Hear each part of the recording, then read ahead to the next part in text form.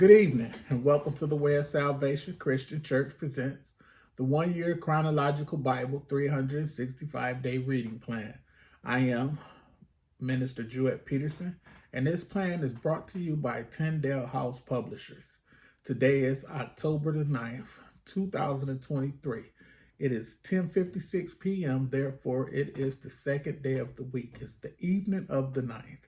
And we will be reading today, day 62. And day 62 consists of Numbers chapter 14 and Numbers chapter 15. We will be reading in the New Living Translation. And the word of the Lord says, chapter 14, the people rebelled. Then the whole community began weeping aloud, and they cried all night. Their voices rose in a great chorus of protest against Moses and Aaron. If only we had died in Egypt or even here in the wilderness, they complained. Why is it the Lord taking us to this country only to have us die in battle? Our wives and our little ones will be carried off as plunder. Wouldn't it be better for us to return to Egypt? Then they plotted among themselves, let's choose a new leader and go back to Egypt. Verse 5. Then Moses and Aaron fell face down on the ground before the whole community of Israel. Two of the men who had explored the land, Joshua son of Nun and Caleb son of Jephunneh, tore their clothing. They said to all the people of Israel, the land we traveled through and explored is a wonderful land. And if the Lord is pleased with us, he will bring us safely into that land and give it to us. It is a rich land flowing with milk and honey. Do not rebel against the Lord, and don't be afraid of the people of the land. They are only helpless prey to us. They have no protection, but the Lord is with us. Don't be afraid of them. But the whole community began to talk about stoning Joshua and Caleb. Then the glorious presence of the Lord appeared to all the Israelites at the tabernacle. And the Lord said to Moses, how long will these people treat me with contempt? Will they never believe me? Even after all the miraculous signs I have done among them, I will disown them and destroy them with the plague. Then I will make you into a nation greater and mightier than they are. Moses intercedes for the people. Verse 13. But Moses objected. What will the Egyptians think when they hear about it? He asked the Lord. They know full well the power you displayed in the rescuing your people from Egypt. Now, if you destroy them, the Egyptians will send a report to the inhabitants of this land who have already heard that you live among your people. They know, Lord, that you have appeared to your people face to face and that your pillar of cloud hovers over them. They know that you go before them in the pillar of cloud by day and the pillar of fire by night. Now, if you slaughter all these people with a single blow, the nations that have heard of your fame will say, the Lord was not able to bring them into the land he swore to give them, so he killed them in the wilderness. Please, Lord, prove that your power is as great as you have claimed. For you said, the Lord is slow to anger and filled with unfailing love, forgiving every kind of sin and rebellion, but he does not excuse the guilty. He lays the sins of the parents upon their children. The entire family is affected, even children in the third and fourth generations. In keeping with your magnificent, unfailing love, please pardon the sins of this people, just as you have forgiven them ever since they left Egypt.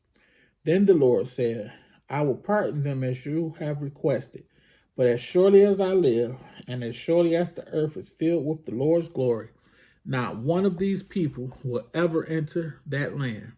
They have all seen my glorious presence and the miraculous signs I performed both in Egypt and in the wilderness, but again and again they have tested me by refusing to listen to my voice. They will never even see the land I swore to give their ancestors. None of those who have treated me with contempt will ever see it. But my servant Caleb has a different attitude than the others have. He has remained loyal to me, so I will bring him into the land he explored. His descendants will possess their full share of the land. Now turn around and don't go on toward the land where the Amalekites and Canaanites live. Tomorrow you must set out for the wilderness in the direction of the Red Sea. The Lord punishes the Israelites. Verse 26. Then the Lord said to Moses and Aaron, how long must I put up with this wicked community and its complaints about me? Yes, I have heard the complaints the Israelites are making against me. Now tell them this, as surely as I live, declares the Lord, I will do to you the very things I heard you say. You will all drop dead in this wilderness because you complained against me. Every one of you who is 20 years old or older and was included in the registration will die. You will not enter and occupy the land I swore to give you.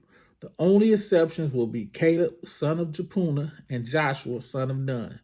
You said your children would be carried off as plunder? Well, I will bring them safely into the land, and they will enjoy what you have despised. But as for you, you will drop dead in this wilderness, and your children will be like shepherds, wandering in the wilderness for 40 years. In this way, they will pay for all your faithlessness until the last of you lies dead in the wilderness.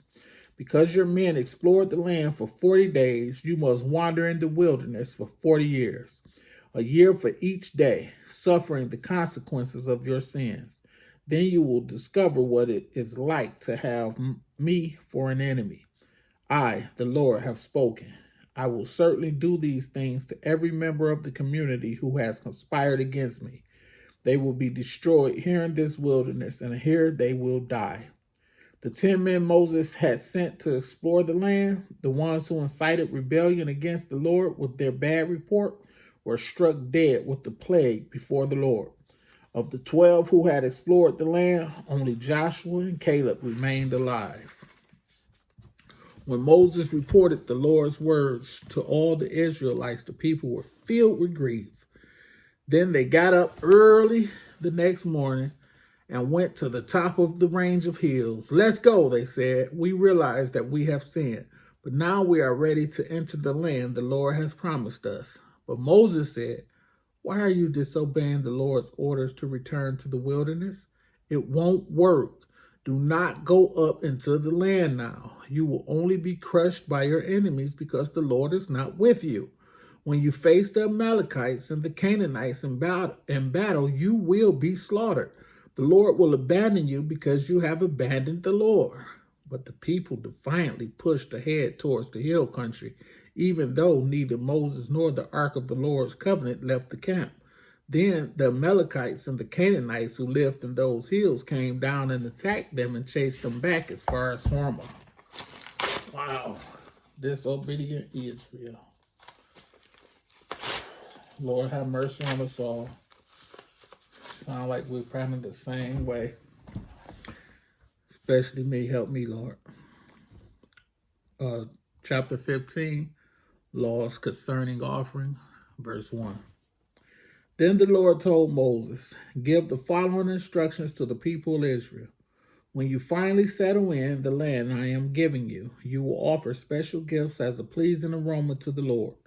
These gifts may take the form of a burnt offering, a sacrifice to fulfill a vow, a voluntary offering, or an offering at any of your annual festivals, and they may be taken from your herds of cattle or your flocks of goats and sheep. When you present these offerings, you must also give the Lord a grain offering of 2 quarts of choice flour mixed with 1 quart of olive oil. For each lamb offered as a burnt offering or a special sacrifice, you must also present 1 quart of wine as a liquid offering. If the sacrifice is a ram, give a grain offering of 4 quarts of choice flour mixed with 1/3 of a gallon of olive oil, and give 1/3 of a gallon of wine as a liquid offering. This will be a pleasing aroma to the Lord. When you present a young bull as a burnt offering or as a sacrifice to fulfill a vow or as a peace offering to the Lord, you must also give a grain offering of 6 quarts of choice flour mixed with 2 quarts of olive oil, and give 2 quarts of wine as a liquid offering. This will be a special gift, a pleasing aroma to the Lord.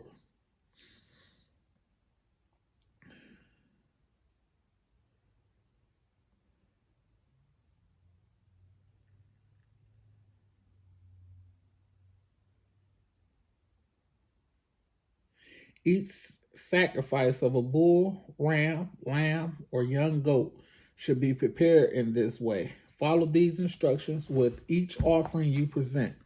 All of you native-born Israelites must follow these instructions when you offer a special gift as a pleasing aroma to the Lord. And if any foreigners visit you or live among you and want to present a special gift as a pleasing aroma to the Lord, they must follow these same procedures.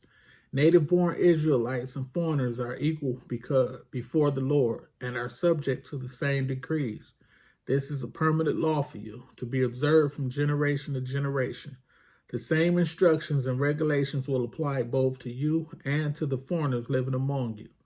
Then the Lord said to Moses, give the following instructions to the people of Israel. When you arrive in the land where I'm taking you, and you eat the crops that grow there, you must set some aside as a sacred offering to the Lord. Present a cake from the first of the flour you grind, and set it aside as a sacred offering, as you do with the first grain from the threshing floor. Throughout the generations to come, you are to present a sacred offering to the Lord each year from the first of your ground flour. But suppose you unintentionally fail to carry out all these commands that the Lord has given you through Moses, and suppose your descendants in the future fail to do everything the Lord has commanded through Moses. If the mistake was made unintentionally and the community was unaware of it, the whole community must present a young bull for a burnt offering as a pleasing aroma to the Lord. It must be offered along with its prescribed grain offering and liquid offering, and with one male goat for a sin offering. With it, the priest will purify the whole community of Israel, making them right with the Lord, and they will be forgiven, for it was an unintentional sin, and they have corrected it with their offering to the Lord, the special gift and the sin offering. The whole community of Israel will be forgiven, including the foreigners living among you, for all the people were involved in the sin. If one individual commits an unintentional sin, the guilty person must bring a 1-year-old female goat for a sin offering. The priest will sacrifice it to purify the guilty person before the Lord, and that person will be forgiven. These same instructions apply to both native-born Israelites and to the foreigners living among you. Verse 30. But those who brazenly violate the Lord's will, whether native-born Israelites or foreigners, have blasphemed the Lord, and they must be cut off from the community. Since they have treated the Lord's word with contempt and deliberately disobeyed his command, they must be completely cut off and suffer the punishment for their guilt. Penalty for breaking the Sabbath.